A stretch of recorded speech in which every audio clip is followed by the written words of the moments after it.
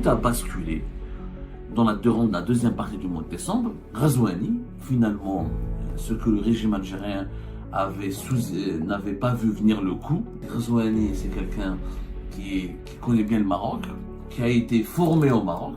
Tout a commencé par une visite privée, c'était en privé. Je vois que le président mauritanien se rend au Maroc, notamment à Casablanca. La visite privée se transforme en une visite officielle non assumée. Les Mauritaniens, pour ne pas offusquer les Algériens, intelligemment. Et le 20 décembre 2024, le président mauritanien le roi marocain Mohamed VI. Donc le Maroc il en a profité pour proposer, on appelle ça l'initiative du désenclavement de l'Afrique subsaharienne et du Sahel. La Mauritanie a adhéré officiellement à cette initiative.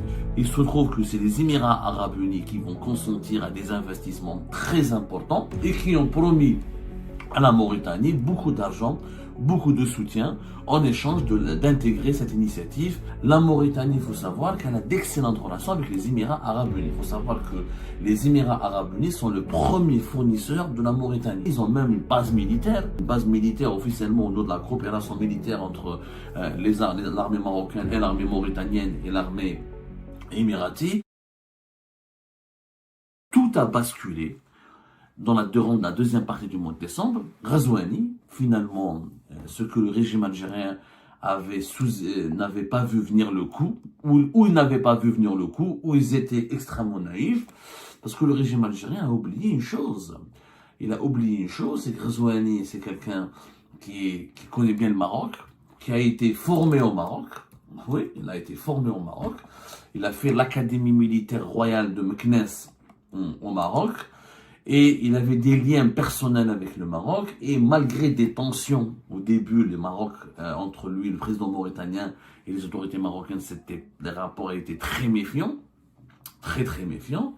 Et il y a eu dans les coulisses un lobbying marocain important qui a été surtout porté par un lobbying émirati qui a poussé la Mauritanie de façon surprenante à accélérer son rapprochement avec le clan anti-Algérie, qui est essentiellement formé par les Émirats Arabes Unis, le Maroc et Israël derrière. C'est pas derrière le rideau, parce qu'Israël officiellement n'entretient que des relations avec le Maroc, officiellement et militairement et diplomatiquement, et que dans toutes les offensives de lobbying marocain et émirati, Israël, même si elle appuie, elle essaie de rester vraiment très éloignée pour ne pas porter du discrédit et ne pas effrayer les pays africains qui soutiennent généralement la cause palestinienne et qui voient d'un très mauvais œil le déploiement d'une influence israélienne importante sur le continent qui est assimilée à un nouvel ordre, un nouvel impérialisme. Voilà. Qu'est-ce qui s'est passé? Une visite privée. Tout a commencé par une visite privée. C'était en privé. Je vois comment le régime algérien, manquant d'intelligence, parce qu'il a sous-estimé l'opportunisme du président mauritanien, et aussi il a sous-estimé, il n'a pas vu venir ou il n'a pas suffisamment anticipé les coups, les futurs coups que préparait le lobby, le groupe Maroc Émirats Arabes Unis. D'abord, une visite privée le 18 décembre 2024. Le président mauritanien se rend au Maroc, notamment à Casablanca. Pourquoi? Parce que sa propre femme, qui est une chirurgienne, je crois qu'elle est chirurgienne, elle était tombée malade et elle s'appelle Myriam Bint Mohamed Fadel Ouldah, chirurgienne dentiste. Elle a été opérée et s'est soignée à l'hôpital militaire de Rabat au Maroc. Donc sa femme s'est soignée au Maroc et pas en Algérie. Alors, nous avons un hôpital militaire à Ain Nadja. Et vu que le président mauritanien a été à 4 reprises en Algérie, on aurait pu penser que normalement, s'il était très ami avec l'Algérie, sa femme aurait pu se soigner en Algérie, pas au Maroc. Mais elle s'est soignée au Maroc. Mais c'est une simple visite privée d'un président mauritanien qui a voulu accompagner sa femme durant la visite parce qu'elle a été opérée. La visite privée se transforme en une visite officielle non assumée. Les Mauritaniens, pour ne pas offusquer les Algériens, intelligemment. Nous sommes dans une visite privée et le 20 décembre 2024, le président mauritanien le roi marocain Mohamed VI. Et là, cette rencontre a duré un certain nombre de temps, il y a eu des échanges importants qui ont eu lieu entre les deux hommes, et la Mauritanie a décidé, juste après cela, la presse mauritanienne proche du pouvoir mauritanien annonce que le roi du Maroc a été invité pour une visite d'État en Mauritanie au mois de mars 2024, alors qu'Abdelmadjid Tebboune, le président algérien, n'est pas encore venu en visite d'État. Il est venu à Nouakchott pour participer à une conférence de l'Union africaine. Ce n'est pas la Mauritanie qui l'a invité à titre personnel. Par contre, le roi du Maroc, là, il est invité à titre personnel. C'est du moins les informations qui ont été communiquées pour le moment. En plus, pour la visite privée, a dit, ce qui s'est passé, c'est resté, on a les échanges entre le roi du Maroc et le président mauritanien sont restés assez discrets, assez secrets même. À la fin du mois de décembre, 7 jours plus tard, entre le 27 et le 28, les deux dirigeants, le roi du Maroc et le président mauritanien, se sont rendus à titre privé à Abu Dhabi, aux Émirats. Comme par hasard, les deux, comme si on voulait nous faire croire que Mohamed VI et M. Ghazouani sont partis passer les fêtes de fin d'année à Abu Dhabi. Et c'est là où ils ont rencontré le fameux 1BZ, le président d'État, le leader des Émirats Arabes Unis, Mohamed Ben Zayed Al Nahyan, qui est, vous le savez, extrêmement diabolisé par le régime algérien, qui est considéré par Alger depuis 2022 et 2023 comme l'artisan de la politique anti-algérienne dans la région et comme l'allié attitré d'Israël et comme l'un des parrains protecteurs du Maroc. Les trois se sont rencontrés à Abu Dhabi. Et depuis le 27-28 décembre, il y a eu une série de mouvements, série de changements dans la politique mauritanienne. D'abord sur le plan interne, le président mauritanien Ghazouani a opéré des changements importants au sein de l'armée. Il a changé le chef d'état-major, il a changé plusieurs décideurs militaires importants au sein de son armée. Il y a eu des nominations militaires importantes. Alors, ce remaniement au sein de la haute hiérarchie militaire a été interprété par la presse marocaine comme étant... La presse marocaine a propagé des informations totalement affolantes qui n'ont jamais été confirmées, mais qui n'ont jamais été aussi démenties ni infirmées. La presse marocaine a voulu nous faire croire que les généraux qui ont été remplacés, notamment le chef d'état-major des armées mauritaniennes, que ce remplacement entre dans le cadre du démantèlement d'un complot qui a été ourdi, d'un coup d'État qui était en cours de préparation contre Mohamed Ghazouani. Il faut savoir que la Mauritanie a connu une série de coups d'État importants durant son histoire et que ce coup d'État a été découvert à la dernière minute. C'est pour ça qu'il y a eu des changements importants au sein de l'armée et que c'est les services marocains, israéliens et émiratis qui auraient permis au président mauritanien de se prémunir et de découvrir qu'il y a eu des tentatives de déstabilisation qui se préparaient contre lui. Bon, ça reste des rumeurs, ça reste des spéculations, ça reste des informations à prendre très au conditionnel. En tout cas, même s'il ne s'agit pas d'un coup d'État qui était en cours de préparation, le président mauritanien a changé les équilibres au sein de l'armée mauritanienne et il a imposé ses hommes, donc il a imposé son pouvoir. En même temps, il se rapproche des Émirats, en même temps, il se rapproche du Maroc. Ça fait un peu trop. Ensuite, à la fin de l'année 2024, on découvre que la Mauritanie a intégré l'initiative marocaine. Alors, rappelez-vous de cette initiative marocaine qui a eu lieu en novembre 2023, qu'on appelle l'initiative du désenclavement du Sahel. Le Maroc, donc, en novembre 2023, profitant du départ de la France et de la rapprochement et de la création de l'Alliance des États du Sahel, qui est le Mali, le Burkina Faso et le Niger, qui ont voulu donc créer un nouveau marché commun, une nouvelle organisation régionale, émancipée de l'influence française et occidentale, et fortement appuyée par le soutien militaire russe, et le Mali qui a donc des problèmes très très graves, on en parlera avec son voisin l'Algérie. Donc le Maroc, il en a profité pour proposer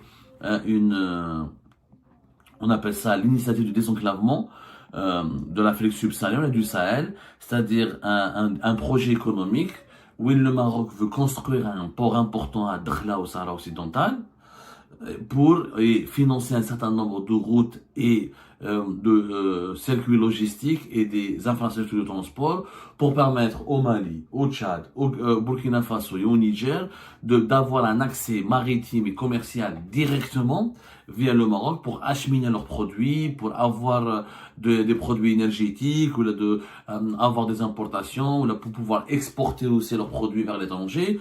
L'objectif du Maroc était de profiter de la guerre entre la CEDEAO, la communauté des États de l'Afrique de l'Ouest, avec laquelle ont divorcé les États du Sahel, notamment le Niger, le Mali et le Burkina Faso, et qui avait l'habitude de passer par les ports d'Abidjan, d'autres ports de Lomé, au Togo, etc. Et comme c'est des pays qui n'ont pas accès à la mer, le Maroc a voulu offrir un nouvel accès à la mer. Au départ, la Mauritanie n'était pas enthousiaste, n'a pas annoncé qu'elle a participé à cette initiative, qui ferait du Maroc l'un des partenaires commerciaux les plus importants des États du Sahel, et par conséquent, quand les affaires sont prospères, et ben, les alliances politiques à la Balkan deviennent prospères par ricochet, par une suite, par un aboutissement logique. Et ben, le 20 décembre 2024, le président mauritanien aurait, selon les informations dont nous disposons, selon toutes les informations qui ont été même confirmées et documentées par des journalistes mauritaniens proches du pouvoir en Mauritanie, la Mauritanie a adhéré officiellement à cette initiative.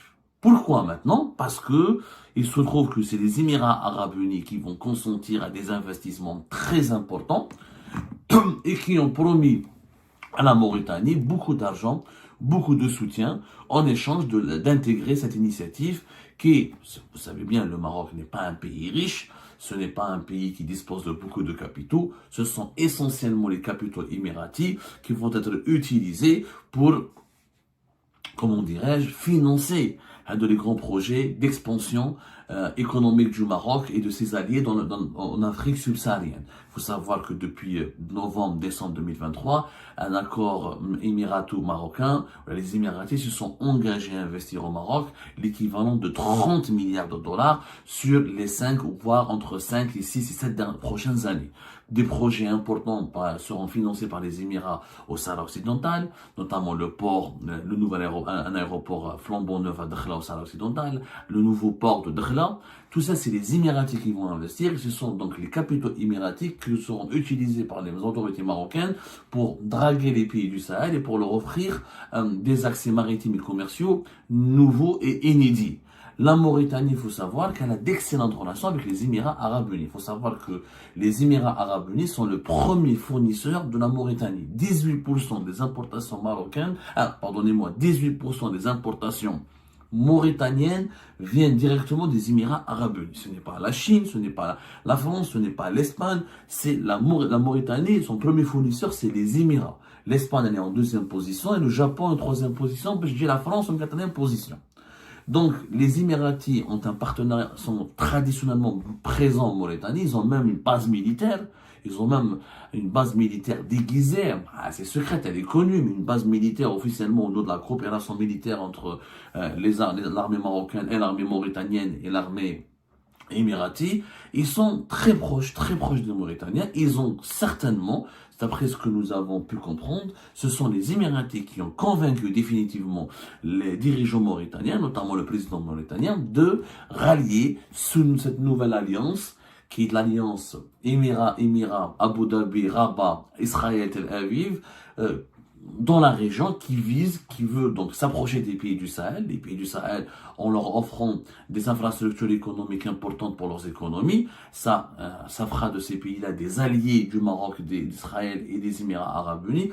Et la Mauritanie qui croyait au départ qu'elle pourrait profiter, qui a pesé le pour et le contre, elle a bien vu que finalement elle est plus gagnante avec les Émirats et le Maroc, et beaucoup moins gagnante avec l'Algérie. Parce que l'Algérie, mis à part une zone franche, mis à part une route, mis à part les échanges économiques entre l'Algérie et la Mauritanie sont uniquement de 200 millions de dollars. Les échanges économiques entre la Mauritanie et le Maroc sont de 300 millions de dollars. Et les entreprises marocaines présentes en Mauritanie, donc depuis plusieurs années, par rapport aux entreprises algériennes qui essaient de pénétrer le marché mauritanien que depuis 2022-2023. Et encore une fois, la présence des Émirats, elle est extrêmement importante. Les Émirats, encore une fois, presque 20% des importations de la Mauritanie, et les Émirats qui ont une puissance de frappe importante. Il faut savoir, les Émiratis, ils sont devenus parmi les 5 investisseurs les plus importants sur le continent africain. Ils ont des fonds souverains énormes. Les Émirats ont plus de 1000 milliards de dollars dans leurs fonds souverains. C'est tout simplement exceptionnel. Il y a un fonds, par exemple, ADIA, qui est le fonds du gouvernement d'Abu Dhabi, Wahdou. Il arrive à avoir, il est classé comme le 4e plus grand fonds souverain du monde avec presque 1000 milliards de dollars. On parle d'un montant de 998 milliards de dollars. Donc, le fonds d'Abu Dhabi, c'est presque 5 à 4 fois la richesse de toute l'Algérie.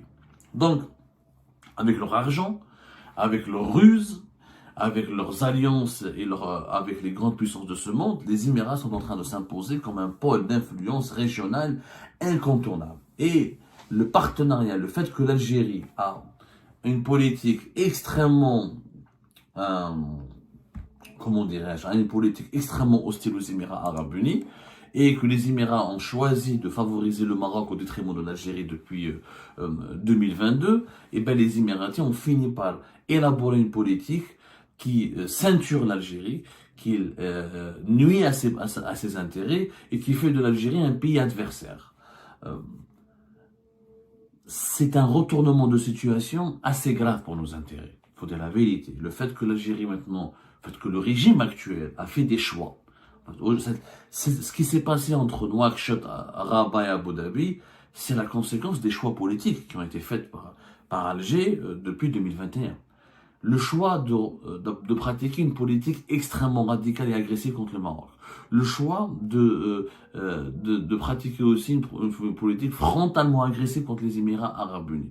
Et le choix de diaboliser et d'exercer des pressions sur tous les voisins qui veulent ou qui tentent de se rapprocher d'Israël, du Maroc et des Émirats. Ces choix n'ont pas apporté des bienfaits pour notre pays, puisque des pays comme la Mauritanie ont eu peur, perçoivent peut-être l'Algérie comme un partenaire qui n'est pas fiable, et que l'Algérie ne leur offre pas beaucoup de choses, et qui ne sont pas dans une relation vraiment bénéfique pour leurs propres intérêts, et comme la politique elle est dominée par les intérêts et non pas par les sentiments, et que malheureusement nous, peut-être en Algérie, on a plus vendu des sentiments que des projets concrets et des intérêts communs bénéfiques pour les populations et les dirigeants des pays, de ces pays avec lesquels nous avons essayé de les empêcher, que nous avons essayé d'empêcher de rejoindre l'alliance émiratie et marocaine, israélienne, et bien finalement, ça a abouti à un grand échec, et c'est extrêmement dangereux, parce que là, on se retrouve encore une fois de plus en plus isolés, et nos adversaires collectionnent les victoires et les avancées importantes, et les intérêts économiques et sécuritaires de l'Algérie sont plus que jamais menacés et torpillés. Aujourd'hui, clairement, le seul pays qui reste fidèle à l'Algérie et qui reste acquis à la cause de l'Algérie, c'est la Tunisie. Et ben voilà les amis, c'était ça. Je vous remercie comme d'habitude pour avoir suivi cette vidéo jusqu'à la fin. N'oubliez pas de nous laisser vos commentaires, vos réactions et vos likes sur cette vidéo et de vous abonner à la chaîne si vous n'êtes pas encore abonné. Et ben, je vous remercie aussi pour votre soutien à notre chaîne, ça fait vraiment plaisir. Nous avons bien dépassé la barre des 25 000 abonnés très récemment et nous démarrons l'année 2025 avec de nouveaux objectifs et nous espérons bien être toujours à la hauteur de vos expectations. C'est très important pour nous, donc nous lisons vos commentaires et les discussions très animées et très intéressantes dans la section des commentaires. Donc c'est un petit peu aussi le but de nos vidéos et de ces capsules, c'est de pouvoir discuter entre nous et de se partager les différents points de vue. Donc voilà, merci encore une fois pour votre soutien et à la prochaine dans une nouvelle vidéo. Au revoir.